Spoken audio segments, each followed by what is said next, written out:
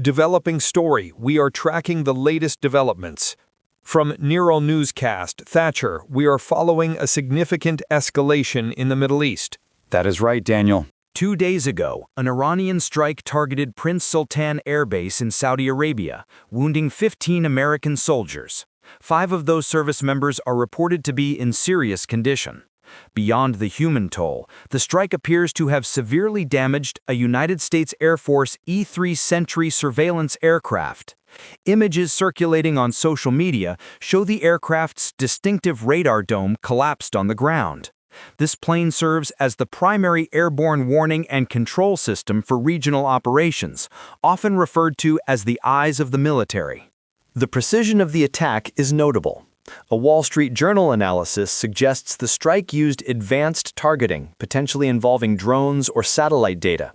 President Volodymyr Zelenskyy of Ukraine stated he is certain Russia conducted satellite imaging of the base 3 times prior to the strike and shared that intelligence with Iran. The United States Air Force only operates about 30 of these E-3 aircraft, and they are difficult to replace.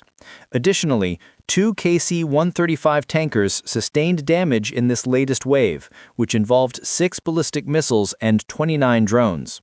Former Pentagon officials estimate the cost of damage and replacement from the first 3 weeks of this conflict between $1.4 billion and $2.9 billion. This includes assets like the E-3 Sentry, various radar systems, and damaged aircraft at other regional bases. The loss of the Sentry's surveillance capabilities complicates real-time battlefield coordination at a time when regional tensions are at their highest point in decades. The impact of the war is being felt directly within the United States. On Saturday, March 28th, the No Kings movement organized thousands of protests in cities across the country. A central demonstration took place in St. Paul, Minnesota. Participants are rallying against current administration policies, the rising cost of living, and the continued war with Iran. Organizers describe the movement as a decentralized coalition of 300 organizations focused on local action under the slogan, "We the People." While the movement claims grassroots origins, it is facing significant scrutiny regarding its funding. Reports indicate the broader coalition involves roughly 500 groups, with an estimated $3 billion in combined annual revenue. Permit filings for the St. Paul March identify Indivisible, a Democratic advocacy group funded by George Soros, as a lead organizer. There is also involvement from networks supported by tech entrepreneur Neville Roy Singham, whose affiliated groups like the People's Forum have openly called for revolution during these demonstrations.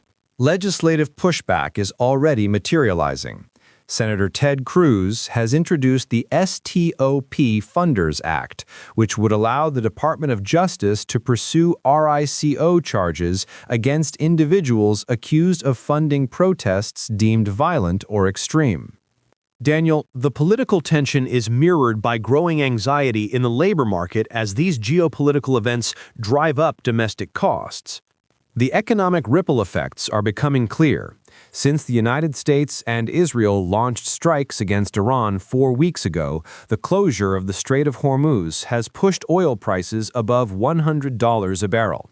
This has translated to a sharp increase at the pump, with the United States average gas price climbing to $3.98 per gallon. For the average household, higher energy costs could reduce annual income by more than $1,350. Inflation is the primary concern for the year ahead. The OECD projected on Thursday that the United States inflation rate could rise to 4.2% this year, up from 2.4% in February. This shift is stalling hiring across the country. Economists at EY Parthenon describe the current market as stable but stagnant, with expected job gains of only 20,000 per month in the first half of 2026. The unemployment rate is currently 4.4%, but is trending toward 4.7% by the end of the year.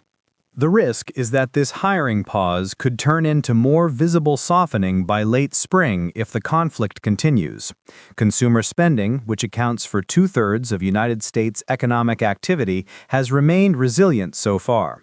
Some data suggests consumers are front-loading purchases for summer travel and goods to avoid even higher prices later.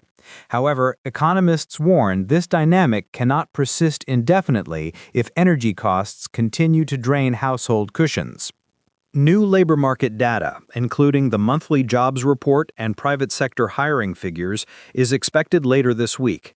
These reports will provide a clearer picture of whether the current stagnation is beginning to crack under the pressure of the Middle East conflict and rising domestic costs.